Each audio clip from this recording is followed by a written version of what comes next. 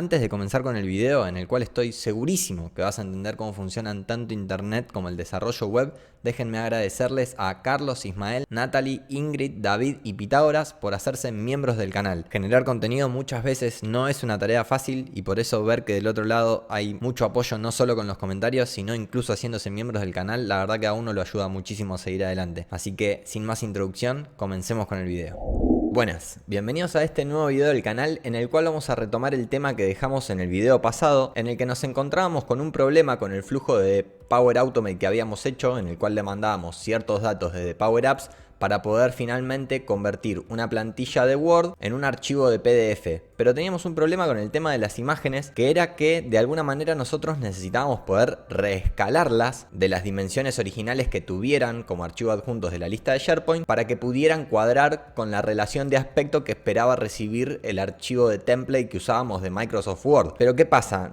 Yo no encontré soluciones brindadas directamente por una acción de Power Automate o algo similar, y entonces les propuse hacer una solución nosotros mismos en código de programación puro. Entonces básicamente la solución que les propongo es agregar un paso intermedio en este flujo de Power Automate en el cual nosotros hagamos una petición HTTP que viene de Hypertext Transfer Protocol o protocolo de transferencia de archivos de hipertexto, y este protocolo tiene esas siglas porque en sus inicios lo único que se transferían eran archivos HTML, que es de las siglas Hypertext Markup Language. Pero bueno, eso no importa, eso es un poco de historia. Pero básicamente nosotros lo que tenemos que hacer es montar un determinado servidor al cual nosotros podamos hacerle una petición, ¿sí? Una request, después vamos a ver más en detalle estos temas, en donde nosotros le mandamos el contenido de los datos adjuntos, que vendría a ser la imagen en sí. Fíjense que el content type es image/png.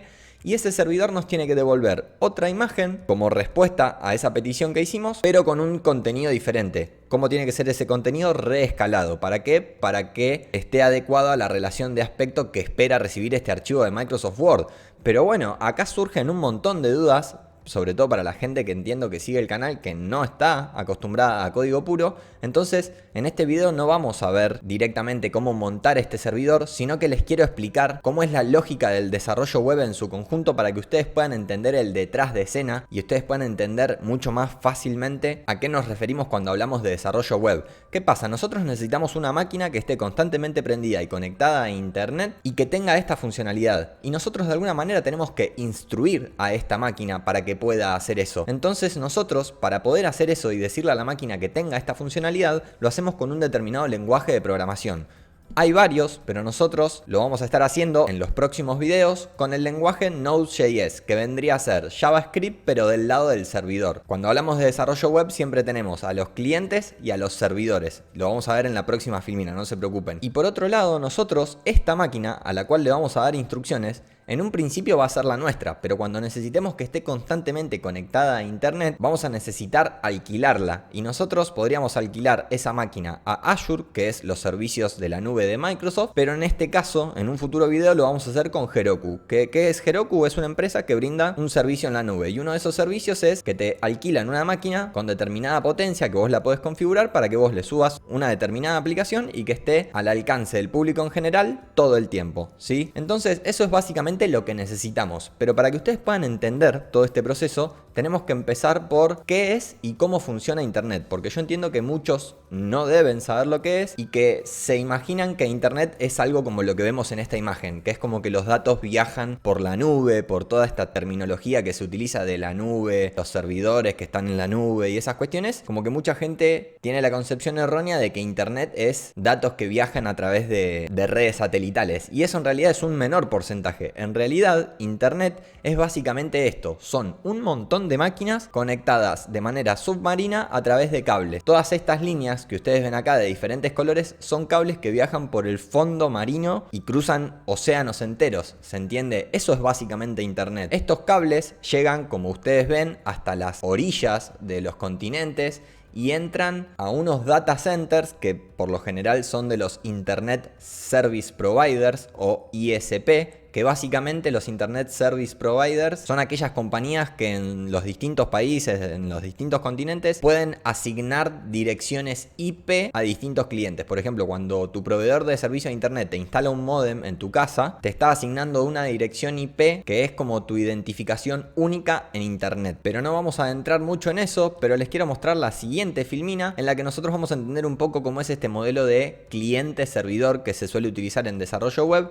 Porque ¿qué pasa? Servidores básicamente son todas estas máquinas que justamente lo que hacen es servir contenido, que están conectadas a internet, es decir, están enchufadas a esta red de cables gigante que une a todas las computadoras del mundo y a través de la cual se intercambian datos. Pero ¿qué pasa? Ese contenido que pueden servir puede ser de distinto tipo. Por ejemplo, podrían servirnos archivos de tipo HTML, CSS y JavaScript, que son los archivos con los cuales un navegador como Google Chrome puede renderizar o mostrar por pantalla una determinada página web. Cuando entramos a Google, por ejemplo, y ahora vamos a ver un ejemplo, un determinado servidor, sea el que sea en el cual estén almacenados estos archivos, los manda a través de la red de internet, a través de todos esos cables y termina llegando a nuestro navegador. Y nuestro navegador con esa información nos renderiza la página. También los servidores muy comúnmente intercambian información, a veces entre sí o a veces con un cliente, que ahora vamos a ver cuáles son los clientes, en formato JSON, que los seguidores recurrentes del canal o las personas que están familiarizadas con el desarrollo web saben que JSON viene de JavaScript Object Notation, cómo se denotan los objetos en JavaScript. Y hace unos años el intercambio de información entre navegadores y los servidores se hace en formato JSON más comúnmente. Y por otro lado también estos servidores sirven muchos contenidos de imagen y contenidos de video. Por ejemplo, este contenido que ustedes están viendo ahora y al cual obviamente entiendo que ya le dieron me gusta, lo está sirviendo alguna determinada máquina. Este video de YouTube que están viendo ustedes está almacenado en alguna máquina y cuando ustedes entraron en YouTube y le hicieron clic a la miniatura, un determinado servidor dijo, ok,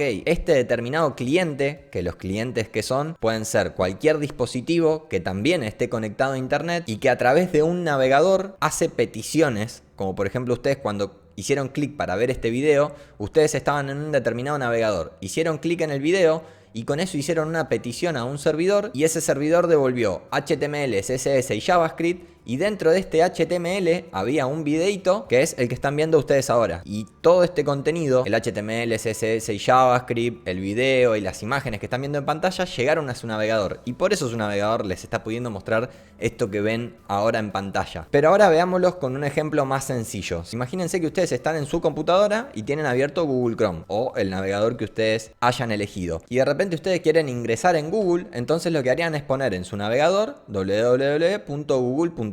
Cuando ustedes le dan a Enter, lo que están haciendo es ejecutar una petición con su navegador para que vaya y busque en el servidor que está asociado a este dominio, ¿sí? ¿Qué pasa? Yo les dije que ustedes tenían una dirección IP única y cada uno de los servidores que están conectados a internet tienen una IP única, pero ¿qué pasa? La IP de Google, por ejemplo, es 172.217.172.78. Obviamente, para el ser humano común y corriente, recordar todos esos números sería prácticamente imposible. Nos sabríamos 2, 3 o 4 o 10 direcciones de internet distintas. Por eso es que aparecen los nombres de dominio y, por ejemplo, los dueños de Google en su momento registraron bajo su propiedad el dominio google.com y se lo asignaron a una máquina que es propiedad de ellos, la cual tiene esta dirección IP asociada. ¿Quién le dio esta dirección de IP a los servidores de Google? Bueno, el Internet Service Provider. En este caso, por ejemplo, en Argentina está Cablevisión, está Movistar. Movistar también sé que está en otros países, pero bueno, en cada país quien asigna las IPs a los distintos servidores o a los distintos dispositivos conectados a internet, porque ¿qué pasa? Yo en mi computadora, cuando estoy conectado a internet, yo acá tengo un módem, tengo un router,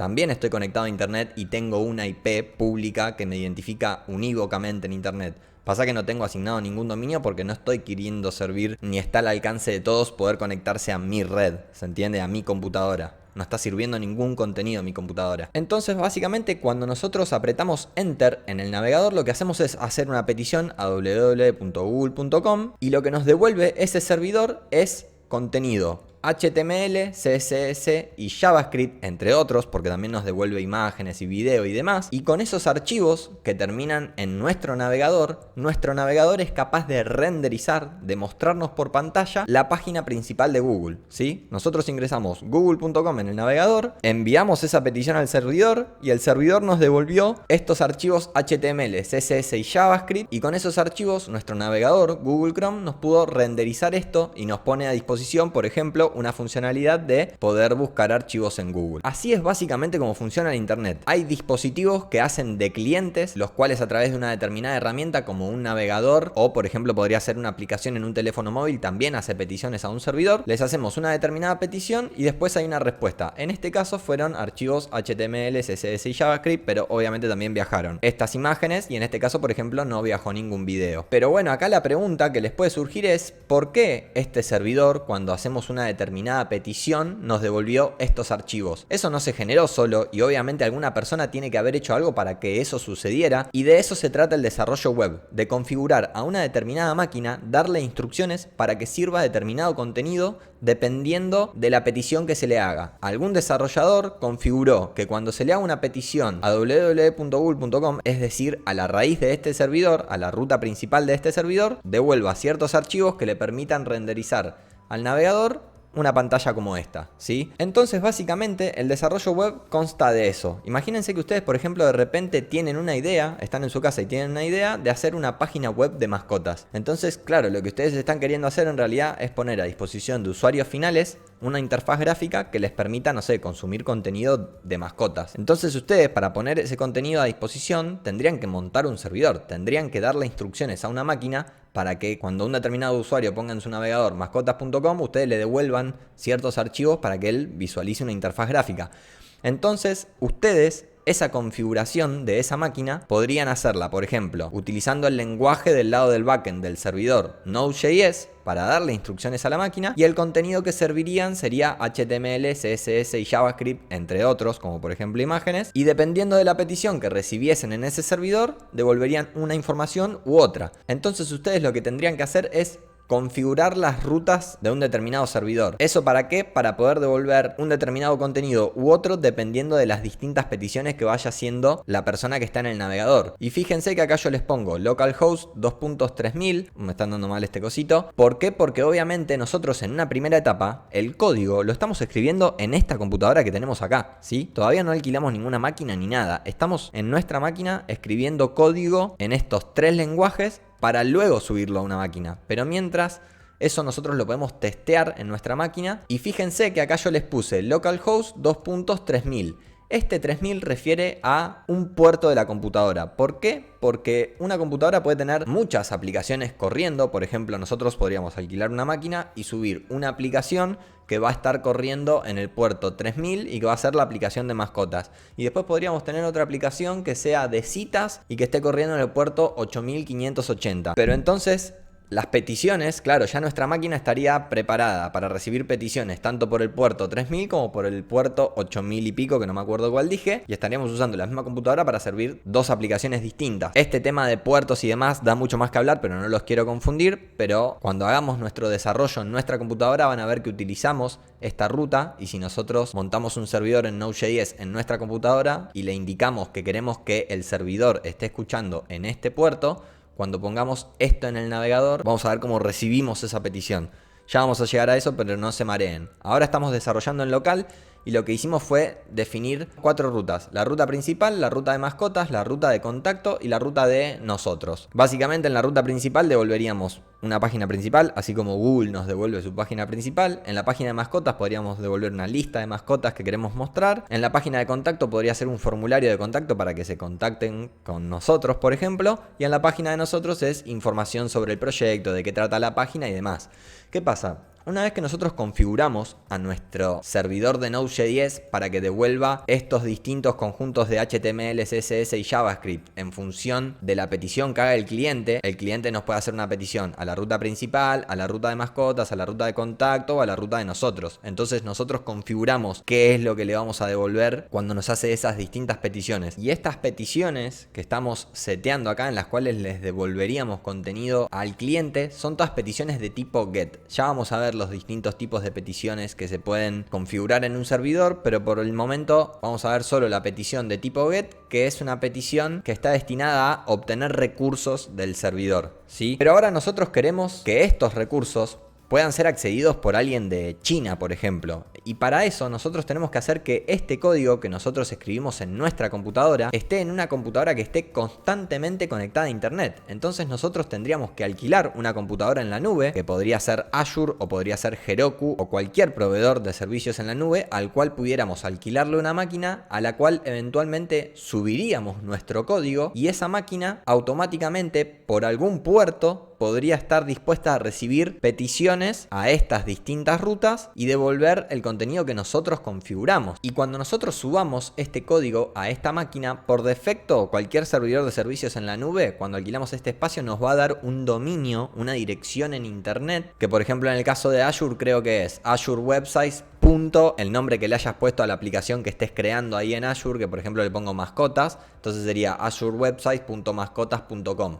Entonces si nosotros se la queremos compartir a alguien y le decimos toma, entra a mi página y ve azurewebsites.mascotas.com, va a decir qué raro el nombre que eligió. Entonces es por eso que nosotros lo que haríamos es contratar un dominio un poco más lindo, como podría ser mascotas.com, y lo que hacemos con ese dominio es también configurarlo en este servidor para que nosotros podamos darle a cualquier persona el acceso a nuestra página a través de este dominio y no a través de azurewebsites.mascotas.com, porque no quedaría prolijo. Y obviamente a partir de que nosotros subamos nuestra aplicación a internet, las personas podrían acceder a estas distintas rutas, pero ya no a través de localhost, que ahí es cuando nosotros estábamos testeando en local y nadie tenía acceso a nuestro contenido. Ahora las personas, una vez que nosotros subimos este código, configuramos el dominio y demás, las personas podrían poner mascotas.com/mascotas, y como nosotros configuramos eso en nuestro servidor de Node.js, devolveríamos determinados archivos HTML, CSS y JavaScript que le permitirían al navegador renderizar una página con una lista de mascotas, por ejemplo, y hacer otras cuestiones. Entonces ahora lo que vamos a hacer es ingresar a este mascotas.com para mostrarles cómo funciona este tema de las peticiones y las respuestas y la comunicación entre el navegador y un determinado servidor. Miren, venimos acá, vamos a abrir el navegador. Aprovecho a darles de nuevo gracias a los miembros del canal, que la verdad que activé esta funcionalidad pensando que quizás nadie se sumaba, y ya se sumaron 6 personas, así que estoy súper agradecido, la verdad, no lo esperaba. Así que nosotros vamos a abrir otra pestaña del navegador y vamos a poner www.mascotas.com. Y apenas entramos en esta web, ¿qué fue lo que pasó? Nosotros cuando hicimos Enter, lo que hicimos fue mandar una petición a una determinada máquina que está conectada a internet y a la cual alguien le configuró que si recibía una petición en la ruta principal de www.mascotas.com, devolviera ciertos archivos de HTML, CSS y JavaScript que le permiten al navegador renderizar toda esta pantalla con determinada funcionalidad. Por ejemplo, esta pantalla tiene cierto código que nos permite que si hacemos clic acá en foro, nos navega a otra dirección. Y fíjense que ahora la petición es a mascotas.com/foros y nos devuelve un HTML completamente distinto. Pero si nosotros venimos acá a estos 3 puntitos de arriba a la derecha y venimos a más herramientas y venimos acá a esta opción de herramientas para desarrolladores, que también se podría acceder apretando control mayúscula más I, entonces vamos a hacer control, shift y la letra I en Windows y ya nos abre las herramientas de desarrollador. Y dentro de estas herramientas de desarrollador tenemos una pestaña muy interesante que es la pestaña de Network. Esta pestaña básicamente refiere a el intercambio que hay a través de la red. Es lo que nos muestra la comunicación entre nuestro navegador y los distintos servidores. En este caso, el servidor al cual se accede a través de este dominio. Entonces, por ejemplo, acá en la pestaña de Network, si nosotros ahora borramos este foros y volvemos a hacer la petición, vamos a ver la petición que le estamos enviando a ese servidor. Entonces nosotros hacemos pestañas.com, le damos a Enter y acá vemos que está esta petición, ¿ven? Mascotas.com. Empiezan a haber un montón de solicitudes, un montón de peticiones a ese servidor, pero fíjense ustedes que si subimos, bueno, ahora se nos coló acá un determinado contenido, pero no importa, la primera petición que hicimos a este servidor fue a www.mascotas.com, y si nosotros hacemos clic vamos a poder ver más detalles de esta comunicación entre el navegador y el servidor, y básicamente vemos que la URL de la request que nosotros hicimos fue esta de acá, ¿sí? Mascotas.com, que fue una petición de tipo GET, como le mostramos recién. El status code, no importa, es 302, que ese básicamente ese es el estado de la respuesta. Hay distintos estados que ya lo veremos más adelante, pero no se preocupen. Pero básicamente este código 302 nos indica que en la respuesta nos devolvieron una nueva ubicación que no es esta la cual solicitamos, y por eso vemos que en la URL se nos puso otra dirección. mascotas.com/contenidos. ¿Eso por qué? Porque en la respuesta, miren, en los headers de la respuesta, es decir, en la metadata de la respuesta, nos pusieron una propiedad que se llama location, que es a dónde se tiene que dirigir el navegador. Nosotros hicimos una petición a la ruta principal, pero nos devolvieron en esa respuesta una nueva location. Es por eso que el navegador se movió a esta URL. Pero además de la metadata que vendría a ser esto, de la response, como vemos que el content type de la respuesta fue text HTML. Esta respuesta nos devolvió este HTML. Y si venimos en vez de a esta pestaña de headers, venimos a la pestaña de response, no vamos a ver nada porque esta respuesta en sí no nos devolvió nada de contenido HTML. Nos devolvió una redirección. Y nos mandó ¿a dónde? A esta segunda petición que hicimos a ese servidor, que fue a mascotas.com/contenidos. Entonces, si hacemos clic acá, ahora sí vemos que la respuesta fue un archivo HTML, ¿sí? Nos devolvió este archivo HTML. Y si venimos acá a los headers, vemos que esta vez fue una petición de tipo get a esta URL. El status code fue 200 y está en verdecito porque es que fue todo bien, que estuvo ok la respuesta de la petición. Y vemos que en la respuesta, en los headers, ahora nos dice texto HTML, pero el objeto location, o la propiedad en realidad location, ya no está más. ¿Por qué? Porque no nos redirigió a ningún lado más cuando el navegador hizo una petición acá. Lo que hizo fue devolvernos esta respuesta, y esta respuesta podemos ver su previsualización de eso que nos mandó el navegador y vemos que es esto. ¿Por qué es esto tan feo si no es lo que estamos viendo acá? ¿Por qué? Porque en el HTML que nos devuelve tiene un montón de etiquetas de tipo link que vendrían a ser los style sheets, ¿sí? Los estilos de esta web. Ven que acá dice que el tipo de este recurso es text CSS. Entonces, claro, cuando el navegador recibe este HTML, en este paso, nos manda este HTML. Pero al leer este HTML, se ve que está vinculado a todos estos archivos de estilo CSS y también está vinculado a otros archivos de JavaScript, que son los que le dan interactividad a esta página web. Entonces empieza a pedir estos recursos al servidor también. ¿Para qué? Para poder renderizar por completo lo que se está queriendo representar con este HTML, que necesita otros archivos para hacer eso. Entonces fíjense que acá después hay otra petición que lo que está pidiendo es un archivo .svg, que no sé cuál será de todos los que están acá. Empieza a pedir un montón de imágenes, pero si nosotros de repente acá en las configuraciones que vemos acá en estos encabezados, en vez de ponerle que queremos ver todos los tipos de peticiones, le pedimos que nos devuelva solo las peticiones de archivos CSS y seleccionamos acá, vemos que estas fueron todas las peticiones que se hicieron al servidor, en las cuales nosotros en los headers hicimos una petición a, por ejemplo, https://fonts.google.apis y nos trajimos, por ejemplo, una familia de letra. ¿Sí? En la response vemos que lo que nos trajimos fue esto. Entonces, desde esa request inicial que hicimos, si volvemos a poner todas,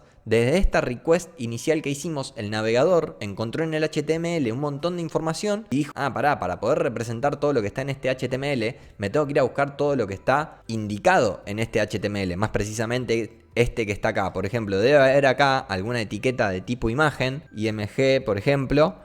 ¿Ven? Esta que está acá, una etiqueta de tipo imagen que está referenciando a images.mascotas logo circular svg, que entiendo que será, no sé, capaz que es este, ¿se entienden? Entonces en el HTML dice, che, necesito este recurso, entonces va y se lo pide al servidor, que básicamente es este que está acá. Y si venimos a la respuesta es este svg. Y si venimos a la pestaña de preview, vemos que es justamente esto que está acá, que es lo que está acá. Así que así es básicamente cómo funciona el desarrollo web, la comunicación entre navegadores, servidores y demás. Pero bueno, espero que se haya entendido dentro de todo lo que traté de explicarles, que comprendan un poco ahora mejor cómo funciona el desarrollo web y demás. Y sentía necesario poder explicarles esto antes de poder implementar una solución como esta, en la cual vamos a tener que montar un servidor en Node.js que reciba una imagen y la devuelva reescalada. Así que probablemente en los próximos videos les esté explicando un poquito más de Node.js para tampoco volverlos locos al momento de tener que configurar un servidor, primero en nuestra computadora y después subirlo a la nube, que es otro paso, a la nube, a una máquina que le alquilemos, por ejemplo, a Heroku, a Azure, a Google, se la podríamos alquilar, o a Amazon, o a quien fuere. Pero bueno, sentía muy necesario este paso y quería mostrarles cómo funcionaba todo por detrás. Espero que se hayan entendido, denle muy fuerte al botón de me gusta si realmente entendieron lo que quise comunicarles, compártanlo con gente porque este video es fundamental para entender el desarrollo web. Si entienden este video, este sin dudas es un primer video que cualquier persona tendría que ver antes de ponerse a desarrollar un sitio web o una aplicación web en código puro. ¿Por qué? Porque tenés que entender cómo se conecta todo, digamos, tenés que entender cómo funciona. que a mí al principio me costó entenderlo. ¿Por qué? Porque no sé, yo no sabía qué video tenía que mirar o qué hacer. Entonces, si alguien quiere iniciar, muéstrenle primero este video, que entiendo que es de lo más básico que se puede ver y ayuda a organizar un poquito las ideas de acá en adelante. Así que bueno, espero sinceramente que les haya gustado mucho el contenido, les mando un abrazo muy grande y nos vemos en el próximo video.